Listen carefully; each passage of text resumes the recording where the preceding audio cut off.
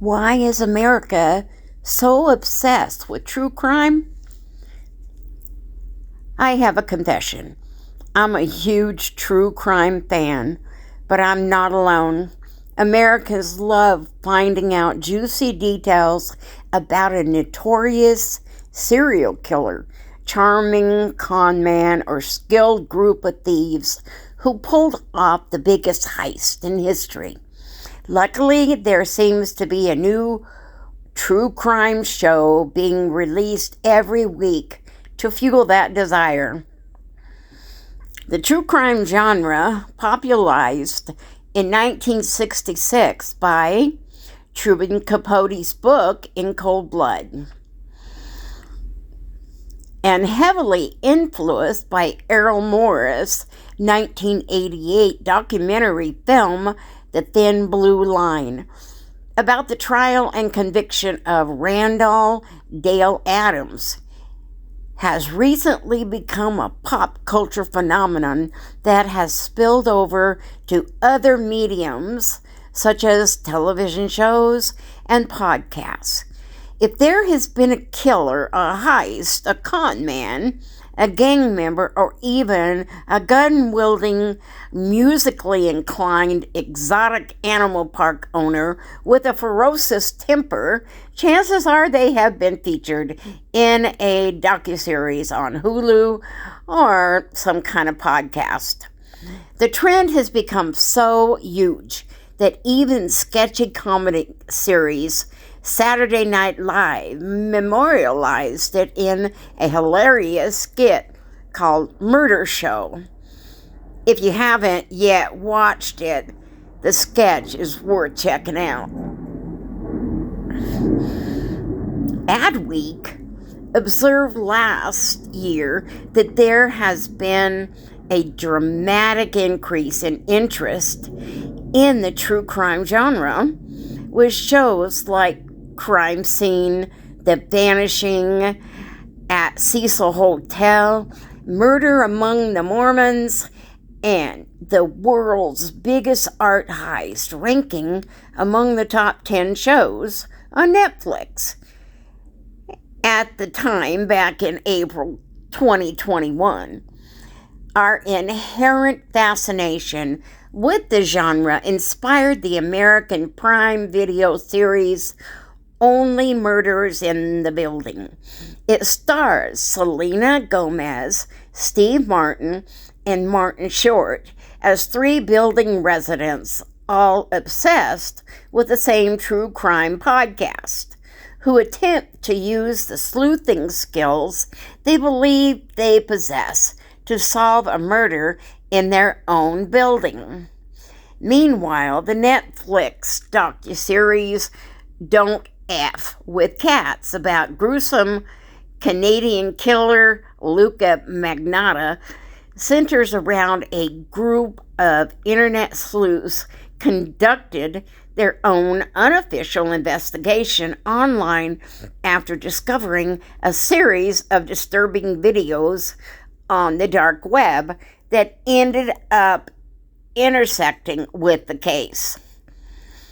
Now, why does the dark and disturbing entertain us? Good question. With the true crime genre more popular than ever, it has us wondering, why are we so taken with such a dark and disturbing genre? The answer leans to part escapism, part morbid curiosity. Ironically, while true crime is rooted in fact, Watching these terrible tales about events that took place decades or even just a few years ago offers a strange, it offers a strange whatever. Maybe things are and will be okay because, they could be worse. It dates back to Sigmund Freud and the feeling of Schadenfreude, pleasure from other people's suffering. It's always fueled by malicious intent, but simply relief that it's happening to someone else and not us. Immersing ourselves in such negativity, charged content can be problematic. Surely, filling our brains with images of death, destruction, malice, and downright evil acts through stories that some refer to as trash culture can't be good for our psyches. But then there's an upside too. Psychotherapists suggest it could be our persuasive sense of helplessness that is satisfied by watching others speak about the pain they endured. Part of many true crime stories are interviews with people involved in the cases, including law enforcement officers, family members of the victim, or victims being profiled, and even surviving victims themselves. They discuss the turmoil they endured and recollect incidents in harrowing detail. That these stories are rooted in fact can be an alarming realization, but psychotherapists speak for their article posts that watching true crime shows, particularly those about killers, provides viewers with a sense of being able to see inside the mind of a killer, thus creating a psychological protective barrier. In other words, understanding how evil people think and operate provides a better chance of knowing how to protect yourself, or so viewers think. Science fiction and BBC World Service's Crowd Science agree, citing evolutionary psychologists who suggest we are drawn to true crime stories to instinctively discover the who, what, when, and where. Learn what makes criminals tick and better protect ourselves and our kin. Does this mean watching a true crime show can be therapeutic? For some people, it might be. There's solace in the accessing emotions and fears that might otherwise have been repressed. For those who have suffered their own trauma, hearing the stories of others who have gone through trauma as well, no matter the nature of it, can oddly function like a type of passive support group. You know, you're not alone. Whatever the motivation for watching true crime shows, realized or subconscious, Schadenfreude, or simply curiosity, balance is important. Thankfully, many take that advice to heart. We devour episodes of heartwarming shows like Ted Lasso with the same ferocity as Making a Murder, The Staircase, Night Stalker, and The Confessions of a Killer. To that end, our desire might be to learn about the human condition across the entire spectrum, good and bad, no matter how unbelievably terrifying or heartwarming, uplifting it can be. Barth stresses the importance of recognizing your personal limits and setting boundaries to avoid painful overstimulation. For me, after watching a particular gruesome episode or two of a true crime story, I'll throw on a 20-minute comedy or something else positive before heading to bed.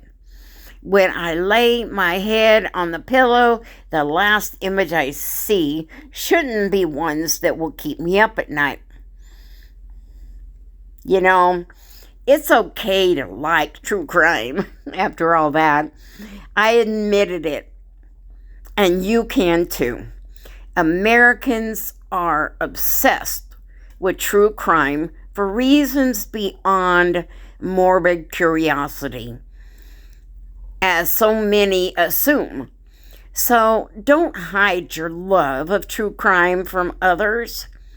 At its crux, true crime tales are compelling stories that often offer a satisfying resolution in the end.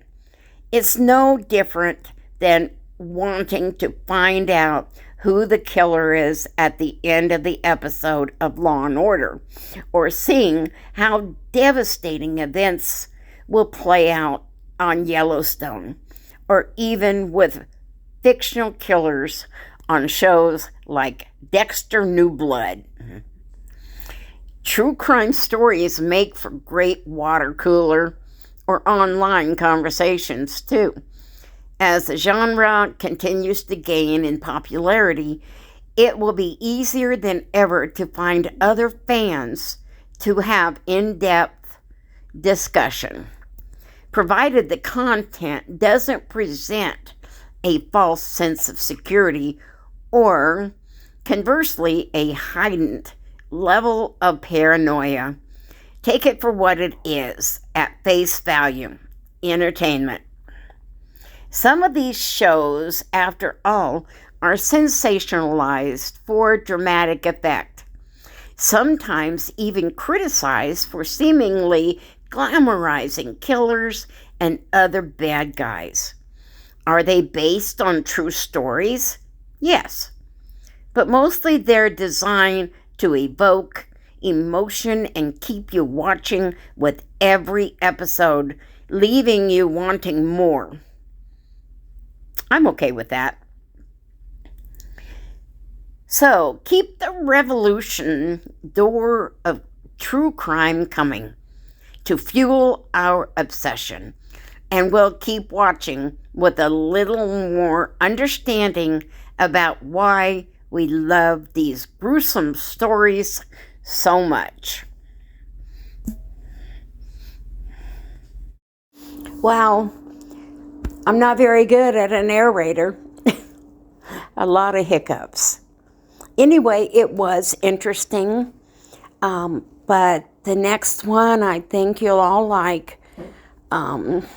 It is from a video. So, ready? Here we go. From a charming serial killer in the Ted Bundy tapes. He just doesn't look like the type to kill somebody. To an eccentric lover of wild animals plotting his violent revenge in Tiger King. Joe says, will you go to Florida and what? Kill that fucking lady. Our morbid fascination with real-life horror dates back centuries. In the 1500s, British writers wrote about violent crimes and punishments in pamphlets and sold them to the public. People once bought tickets to public hangings in the 19th century. And the real-life mysteries on NBC's Dateline have captivated television viewers for over 30 years now. But in 2014, one podcast began a new era of true crime intrigue. It's Serial, one story told week by week. I'm Sarah Koenig. In Serial's first season, journalist Sarah Koenig investigated whether high school student Adnan Syed actually murdered his ex-girlfriend, Hae-Min Lee. At the time, the podcast became the fastest to reach more than 5 million downloads on iTunes. Even late-night talk shows like The Colbert Report were excited about the podcast. What does it mean to have the most popular podcast in history? Do you get paid in iTunes gift cards? What is your... I'm trying to follow the money here. To date, listeners have downloaded Serial's first season more than 300 million times. The year after the podcast's success, Netflix tried its hand at bingeable true crime. Stephen Avery spent 18 years in prison for something he didn't do. More than 19 million people watched the hit series Making a Murderer within the first month after its debut, according to the streaming service. One psychologist told NPR our obsession with true crime is actually normal and healthy, to a point. He said that's because true crime stories appeal to our innate curiosity and interest in good versus evil. Being curious about the mind of a killer is also why women, in particular, may be more interested in crime than men. In 2010, the University of Illinois found women wrote 70% of Amazon reviews of true crime books. They also make up 75% of true crime podcast listeners, according to a 2018 survey. Experts say the genre might comfort women as they learn how to defend against an attacker or survive a dangerous situation. One police psychologist says we may also be drawn to the adrenaline rush true crime provides, along with the sense of relief that we're not in danger. First is a sense of not me. This feeling of I'm interested, but I'm interested because it calms me that I'm not the victim. But true crime may be booming now because of our binge culture. In a 2017 study, researchers found nearly 3/4 of Americans have binged content, some watching for 5 hours at a time. Crime is the perfect binge, according to anthropologist Grant McCracken. He says it allows us to escape into a world completely different than our own. The pandemic also elevated our intrigue as we sat at home bored and restless. Criminology professor Scott Bond writes, true crime allows us to play investigator and fills the human love of solving puzzles. Just take CrimeCon, for example. Since 2017, thousands of people, from regular fans to celebrities like Selena Gomez, flock to the massive true crime convention. Tickets run up to $1,600 for the chance to hear from favorite podcasters and TV stars, or even get Nancy Grace to autograph a wine bottle featuring missing persons cases. But even with the growing obsession, experts aren't worried about us getting desensitized to crime. Crime and conflict is an aspect of the human condition that's been with us from the beginning. It will always be with us. I want to thank everybody for listening. I hope you know how this applies to you. I know for me it's investigating. So thank you for watching, and I hope you enjoyed. Have a great one. Love you all.